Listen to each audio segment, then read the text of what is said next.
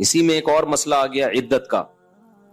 کسی عورت کے شوہر کا انتقال ہو جائے, اللہ نے قانون بنا دیا, آسان قانون بنایا. زمانہ جاہلیت میں بہت مشکل تھا. جب کسی عورت کے شوہر کا انتقال ہوتا تھا تو زمانہ جاہلیت میں عورت 2 سال عدت گزارتی تھی. کتنی؟ 2 سال. اور اس 2 سال میں وہ میلی کچیلی رہتی تھی. یہاں تک بھی بعض روایات میں آتا ہے اس کی جگہ کو گندا رکھا جاتا تھا, مینگنیاں لا کے ڈال دی جاتی تھی گند میں رہے. اسلام نے اس حکم کو ختم کیا, یہ ظلم ہے عورت کے اوپر.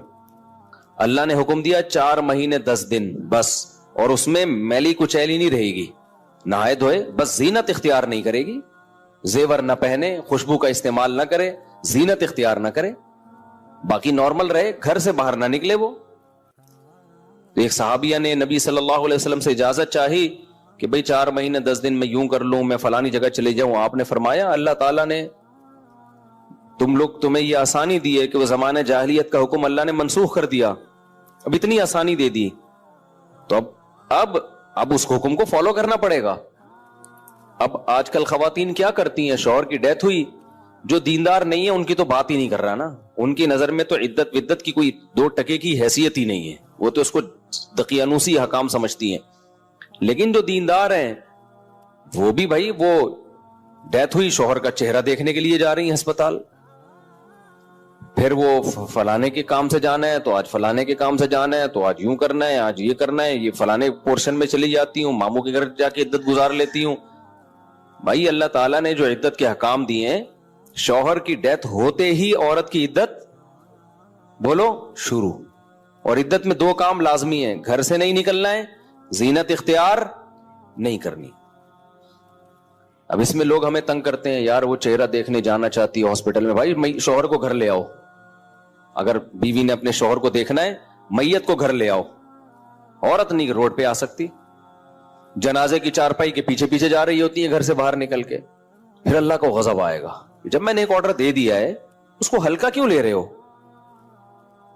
عیادت کے لیے نہیں جا سکتی وہ, سمجھ رہے کہ بھئی فلاں بیمار ہے تو چلو میں عیادت کے لیے چلی جاؤں, فلاں کی ڈیتھ ہو گئی چلو میں تعزیت کے لیے. حج ختم ہو جاتا ہے اس سے. حج کی کتنے مسئلے آتے ہیں, عورت نے حج کی درخواست دی ہوئی ہے, نام آ گیا, حج پہ جانے کی تیاری ہو گئی, شوہر کا انتقال ہو گیا. اب جس دن جانا ہے 4 مہینے تو ہو جائیں گے, 10 دن رہ جائیں گے. تو ہم کہتے ہیں بھائی 10 دن کیا, 1 گھنٹہ بھی رہ گیا ہونا 4 مہینے 10 دن ہونے میں, آپ کو 1 گھنٹہ پہلے بھی نکلنے کی اجازت نہیں ہے. بے شک حج ضائع ہو جائے کوئی بات نہیں, حج کینسل ہو جائے, کیونکہ حج کی فرضیت پہ عدت مقدم ہے. حج اگلے سال بھی ہو سکتا ہے, عدت تھوڑی ہو سکتی ہے. تو ہاں یہ اللہ نے آسانی رکھ دی ہے کہ جس عورت کا کوئی کمانے والا نہ ہو, اللہ نے لچک, جہاں شدید ضرورت تھی وہاں اللہ نے خود بخود لچک رکھ دی کہ بھوکے تو نہیں مر سکتے نا, کمانے والا کوئی نہیں ہے تو کمانے کے لیے جا سکتی ہے, مجبوری ہے بھائی کمانا. تو اس میں فقہاء نے بیان کیا دن میں جائے بغیر زینت اختیار کیے, اور دن میں واپس آ جائے, اور صرف کمانے کی حد تک باہر نکلے, ادھر ادھر نہ جائے. اب اس میں خواتین یہ کیوں ایسے کیا, بھائی اللہ کا حکم ہے, اب اس میں آپ کو چونو چرا کی اجازت بولو نہیں ہے, بس آرڈر دے دیا. پھر اللہ نے یہ بھی حکم نازل کر دیا کہ اگر عورت پریگنینسی میں ہے تو بچہ ہوتے ہی اس کی عدت ختم ہو جائے گی. دیکھو ہمارے نبی صلی اللہ علیہ وسلم بھی اللہ کے آرڈر کے سامنے کیسے اپنی عقل نہیں استعمال کرتے تھے. ایک صحابیہ کو حمل تھا, ان کے شوہر کی ڈیتھ ہوئی ہے اور ادھر بچہ پیدا ہو گیا. ادھر ڈیتھ ہوئی اور ادھر فوراً ہی. اب ان کو خیال ہوا بھائی اتنی جلدی تو عدت پوری نہیں ہوتی, تو کیا کرنا ہے. نبی نے سے مسئلہ پوچھا کہ آپ نے فرمایا ختم. جب اللہ نے کہہ دیا وَأُولَاتُ الْأَحْمَالِ أَجَلُهُنَّ أَن يَضَعْنَ حَمْلَهُنَّ, کہ حمل والی عورت کی عدت یہ ہے کہ بچہ جن لے. تو بچہ جن دیا تو اللہ نے تو نہیں کہا کہ 1 سیکنڈ بعد جنے یا 1 سال کے بعد جنے, اللہ نے یہ کہا ہے اللہ نے قرآن میں.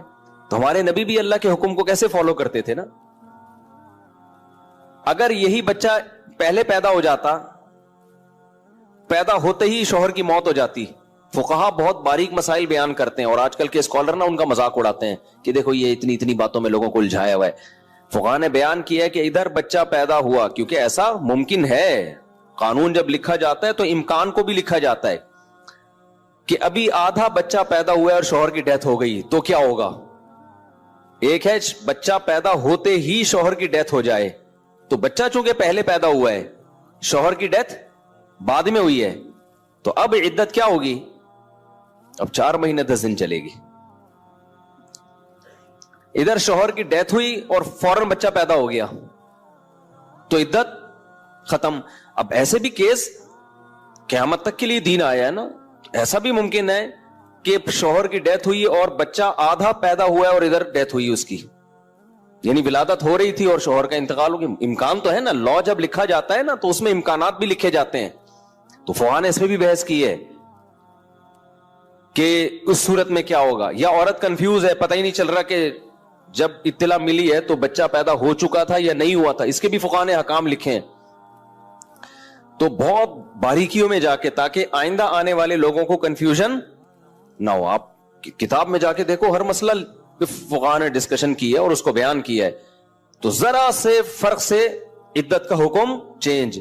لیکن کیوں اتنا احتیاط کیوں بھائی؟ اللہ کا جب لا ہے تو وہ 2 اور 2 4 کی طرح ہے. سمجھتے ہو کہ نہیں سمجھتے ہو؟